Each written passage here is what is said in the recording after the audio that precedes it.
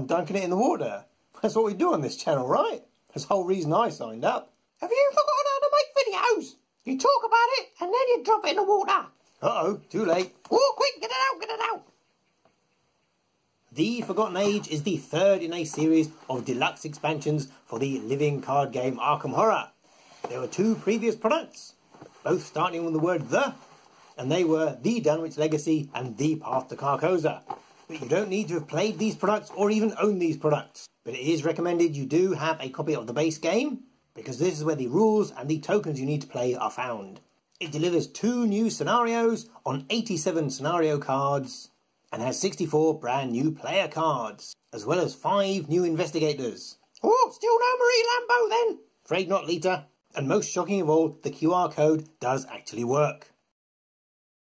So let's have a go at opening this thing up, assuming we don't suffer any involuntary amputations in the process. No surprises in the contents. You have the usual small size rulebook. There are 3 full-size packs of cards, and the mini player cards tucked in at the bottom. Taking a closer look at the packs of cards, the first one has a player back and player cards on the front. The next one has an encounter card on the back and a player card on the front. And the final one has an encounter card face out on one side and a location face out on the other. So try not to look at this one. If you open up the first one, the one with the player back, you will find your bonus cards for your new investigators, and then it goes into the player cards, ending with the single copy of a neutral card, which looks very familiar. So it resumes at the start of the second pack.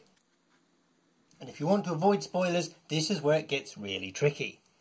We have another copy of Backpack, which is a player card. We have one of the new basic weaknesses, but after that, we've got a non-basic weakness. So we're going to do that. And then, of course, you have a basic weakness, so that's lovely. And then you have a non-basic weakness, and then into the story assets, and then the encounter cards themselves. So it's a bit of a nightmare. So these are the player-backed cards that you shouldn't be looking at if you want to avoid spoilers. 4 copies of this card here, these 3 weakness-looking cards, and 2 story assets, all of which have player backs. And the cards you can look at, if you want to, are these 2 new basic weaknesses here. Each of the 5 classes gets 2 copies of 4 new cards, and there is a single neutral card as well. And no, you aren't hallucinating, those are indeed 5 wild pips. Told you the game was dead. Investigator-wise, things are looking pretty straightforward. Well, Lita, where's the investigators? Oh, they're going to be in there, aren't they? So rather annoyingly, you are going to have to open your 3rd spoiler-laden pack of cards. If you go in from your entryway side, you will see that there are just a couple of cards down past the scenario reference card. There we go. Here are your 5 investigators. Oi, what are you doing? I'm stopping for a cup of tea. I'm knackered. This making videos, Lark, is bloody tiring. You can't stop now, there's work to be done. Yeah, this is why we ended our working relationship, Leader. Oh, well, at least use a coaster. Oi, that's not what I meant.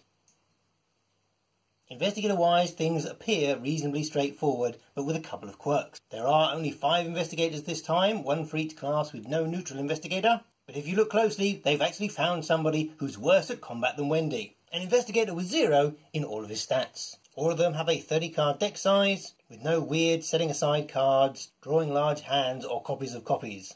And most of them have the familiar 2 signature card setup, 1 good, 1 bad. But do pay attention to the fact that it's only all of the signature bonus cards which specify whose deck they go into. None of the signature weaknesses tell you whose deck that they go into, so you'll need to check on the back of each investigator's card. And remember, they aren't basic weaknesses, so don't accidentally shuffle them into your pool. The only quirky one is Finn Edwards, typical rogue, who gets to smuggle in 2 bonus cards. Moving on to the rulebook, this is where the eye-opening stuff happens, including 5 new keywords,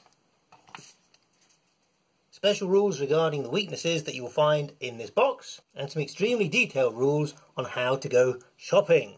Handily on the back of the book are nice big pictures and definitions of all the encounter sets which are going to be used in this cycle.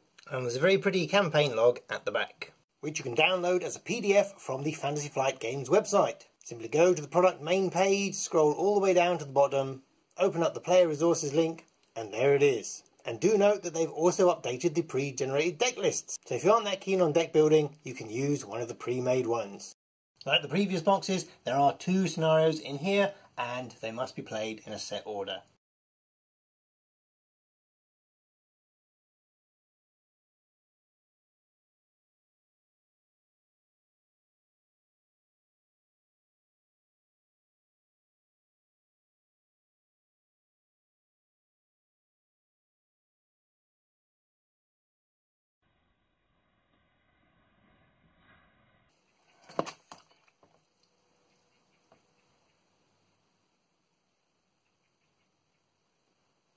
Oh, quick, get out.